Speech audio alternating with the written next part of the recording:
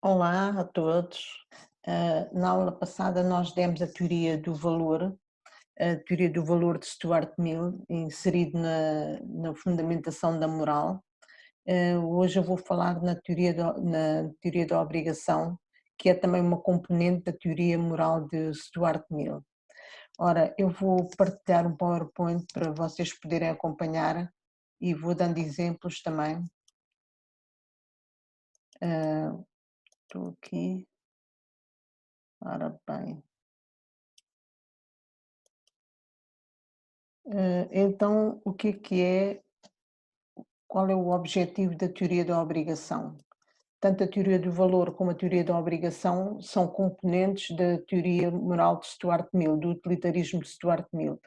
E qual é que é o objetivo da teoria da obrigação? É responder à seguinte questão ou problema: o que é correto fazer, o que é obrigatório fazer, ou seja, quais são os princípios que determinam o valor moral das ações. A resposta de Mill consiste no princípio da utilidade, ou seja, age sempre de maneira a produzir a maior quantidade de bem-estar para todos os envolvidos. Assim, o princípio da utilidade diz que a obrigação moral dos agentes deve ser a de optar pela alternativa que mais felicidade proporciona a todos os envolvidos. Porém, como deverá a felicidade estar distribuída entre todos eles? Uma ação deverá obrigatoriamente proporcionar o mesmo grau de felicidade a cada uma das pessoas eventualmente afetadas?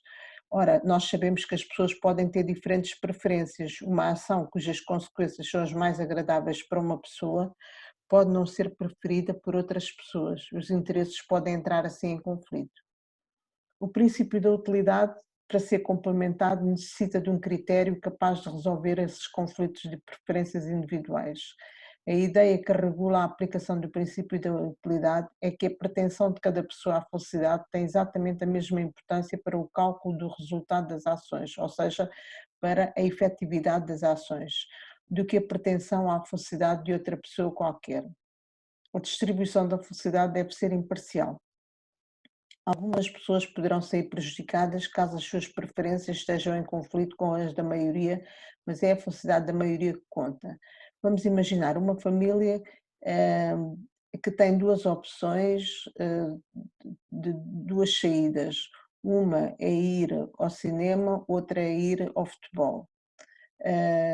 Portanto, para saber quem é que prefere o quê, faz uma contabilidade das preferências de todos os membros da família e aquela que é escolhida por ter mais votos, ou por ter maior contabilidade de votos, é a de ir ao futebol, por exemplo. Embora, vamos imaginar, a mãe tivesse como maior preferência ir ao cinema.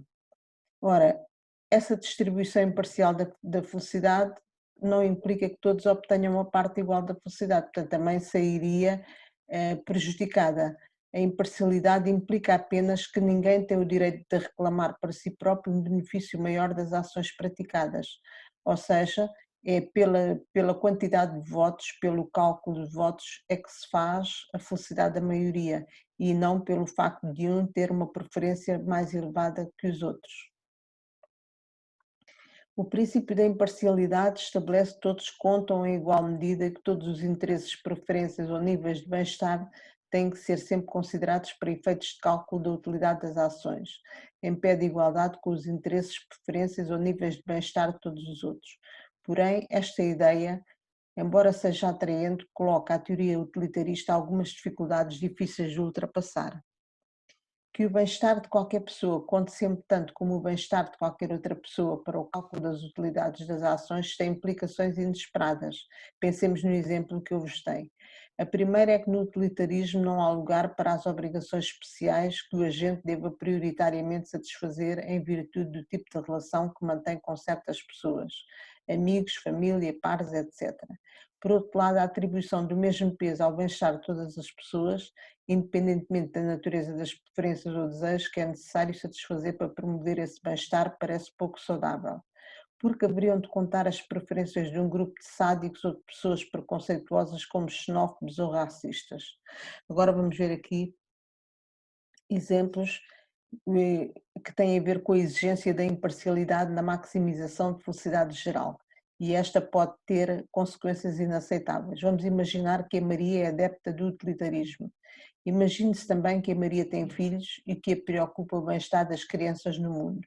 O que é que ela deve ter como obrigação? Ajudar as crianças subnutridas do mundo ou cuidar dos seus próprios filhos?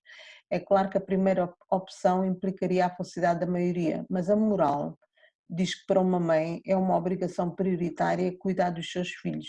Isto não significa que o bem-estar geral não deva interessar-nos, mas sim que não é plausível atribuir o mesmo valor à felicidade de todas as pessoas sem ter em conta o compromisso com alguma delas. Ou seja, não significa que nós não devemos preocupar-nos com os outros e com a felicidade da maioria, mas temos que ter em conta o compromisso que nós estabelecemos com algumas pessoas, alguns amigos, com os nossos filhos, etc. A ideia de que a imparcialidade implica atribuir um valor igual às preferências ou à felicidade de todas as pessoas tem consequências contrárias às nossas convicções morais habituais. Não é aceitável dizer que as ações morais valham o mesmo para com aqueles com quem temos um compromisso pessoal e para aqueles que nos são estranhos. Ou seja, é evidente que se nós ajudarmos um amigo não é a mesma coisa que ajudarmos alguém que nos é estranho. O utilitarista poderá defender-se dizendo que concorda com estas críticas e defender-se dizendo que o princípio da utilidade não é um método para decidir que ações maximizam em cada circunstância particular o bem-estar, mas é um critério para escolher entre diferentes sistemas de regras morais aquele que é globalmente mais benéfico. Exemplo, ajudar os filhos. Porquê? Porque está de acordo com as regras morais sociais. Este tipo de resposta faz-nos passar de um utilitarismo aplicado a ações particulares, ou seja, o chamado utilitarismo dos atos, a um utilitarismo aplicado a regras gerais, ou seja, o utilitarismo das regras, que são as regras sociais. Isto resolverá o problema que aqui temos em causa é se nós devemos ajudar os que nos são estranhos, não é? Ou se devemos prioritariamente ajudar aqueles que nos são próximos. O filósofo Will Kymlicka diz que o utilitarismo das regras fornece uma má justificação para fazer o que a moral comum diz que geralmente se considera fazer. O utilitarismo das regras afirma que temos o dever de seguir regras como respeitar os compromissos assumidos, porque ao fazê-los estamos a maximizar o bem-estar geral. As regras morais seriam um método para promover imparcialmente a utilidade. O senso comum, pelo contrário, dir-nos-ia que devemos respeitar os compromissos independentemente de se maximizar ou não o bem-estar.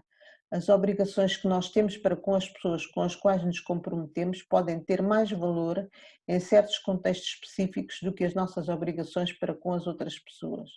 Isto aqui novamente lembro o exemplo da Maria, dos filhos e da sua preocupação com as crianças subnutridas da fome.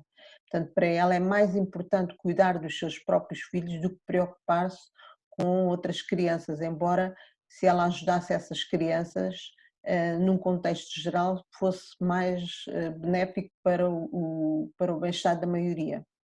Então, cumprir uma promessa, pagar uma dívida, etc., não são apenas meios para promover o bem-estar, são formas de estabelecer vínculos preferenciais com os outros que trazem consigo obrigações prioritárias ou especiais. Uma vez que o critério para a determinação do valor moral das ações é o princípio da utilidade, nenhuma ação pode ser ilegítima independentemente do cálculo da sua utilidade para o bem-estar geral. Um exemplo adaptado de Klimlicka permite perceber isto.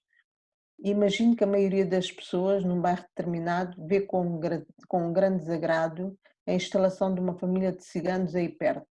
As razões são manifestamente racistas e o utilitarista poderia sempre defender-se dizendo que a satisfação das preferências é possível unicamente quando essas preferências são racionais e informadas. Ou seja, não sustentar o utilitarista poderá dizer que o bem-estar da maioria não pode ser compatível com atitudes mal informadas e racistas. Isto seria o suficiente para excluir o caso da família cigana ou qualquer outra violação dos direitos das minorias. Exatamente, se nós não podemos violar os direitos das minorias, isso é uma regra social, não é? Então o utilitarismo diz que nós não podemos discriminar essas minorias. Pensemos também no caso dos nazis e dos judeus, que era uma minoria no tempo da guerra. Do ponto de vista do utilitarismo, nós podemos dizer que era pensável como maximamente benéfico para todos a erradicação dos judeus. Porquê? Porque os nazis eram a maioria. Não há uma base racional para o racismo e não pode tratar-se de forma diferente pessoas que são iguais. Mas essa discriminação também pode ser racional e informada. Vamos imaginar que, por exemplo, os moradores não queriam os ciganos ali, não por causa de racismo, mas por razões racionais de baixarem os preços das casas e desvalorizarem os imóveis. Adotar regras contra a discriminação das minorias pode ser uma maneira de maximizar o bem-estar geral, passaríamos assim do utilitarismo dos atos ao utilitarismo das regras. No entanto, segundo Kim Licka, o utilitarismo oferece-nos mais razões para justificar o que parece ser correto fazer. Não é justo discriminar pessoas, seja qual for a circunstância em causa. Mas o que há de errado na discriminação das minorias não é o medo ou o mal-estar. Discriminar é errado devido ao mal-estar causado às vítimas. Ora bem, o que é que eu vos apresentei aqui? Apresentei-vos a teoria do valor, qual era o problema a que respondia Stuart Mill, não é? A questão de sabermos o que é que era mais importante adotarmos como princípio da utilidade, a felicidade da maioria, e se ela é compatível em todos os casos. E, portanto, há algumas objeções relativamente a este princípio da maioria, como a do Will Kimlicka, em que ele dá exemplos para mostrar como o utilitarismo, ao beneficiar maiorias, pode estar a discriminar as minorias, não é? É perigoso por causa disso.